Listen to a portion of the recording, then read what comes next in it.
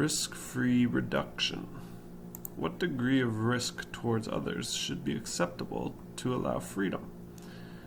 Is it a risk to have a reduction of freedom, or are there risk-free reductions of freedom? With freedom comes responsibility.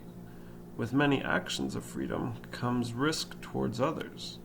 There is, of course, also risk towards oneself, but that is another subject, which I considered in previous blog posts called Freebie and Reduction by Regulation.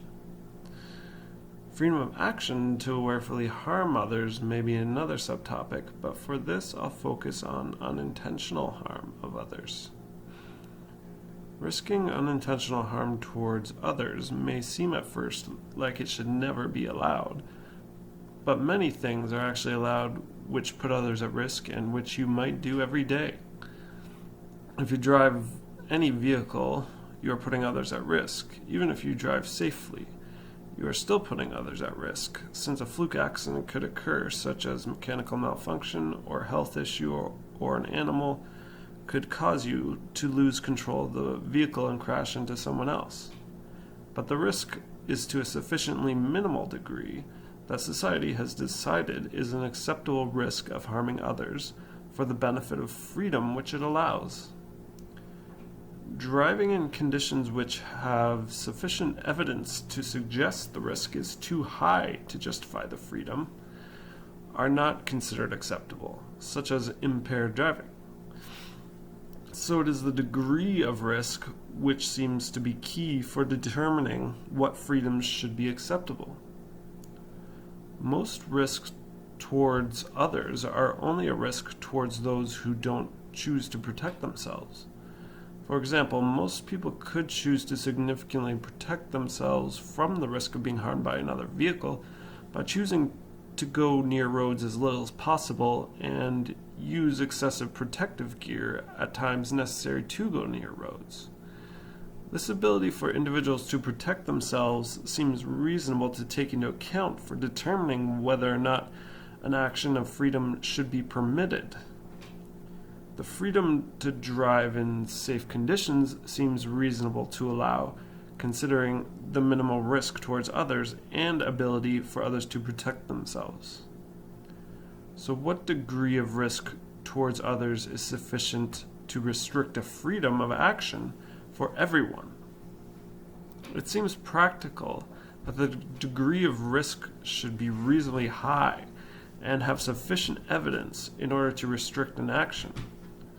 Other examples of restrictions of freedom of actions which put others at a degree of risk which was determined to be too high in many societies would be weapon ownership and its recreational usage, waste management, and building codes for public buildings and infrastructure.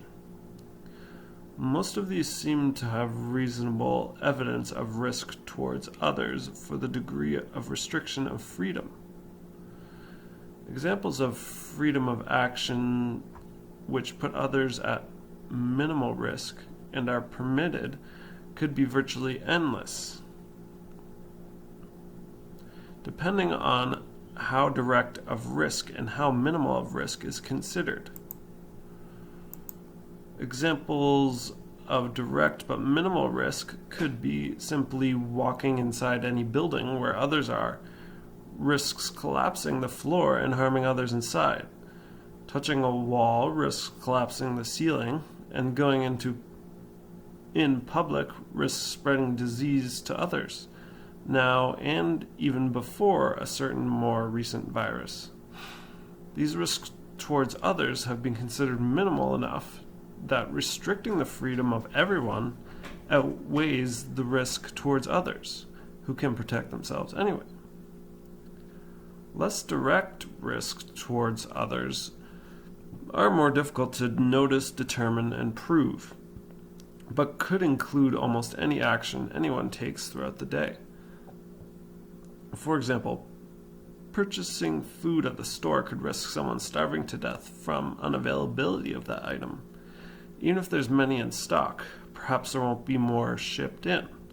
If, for example, the leader of that society irrationally reduces freedom for personal choice of risk of medical procedure, which causes workers, such as truck drivers, to lose their jobs, the risk of harm towards others is minimal of buying any product, so it is a reasonable freedom. Using any electricity, any gas motor, or even any product made from wood or plants puts others at indirect risk of harm from climate change. Buying any unhealthy fast food also puts others at indirect risk of heart disease or cancer, which are the top two causes of deaths, I believe, since the products are more easily available and advertised to others as a result of your purchase. These indirect risks towards others could be quite significant, but are very difficult to determine or prove. In all, it seems many actions we take put others at some degree of risk. But when the risk is minimal, most actions seem to be reasonable to be considered acceptable freedoms.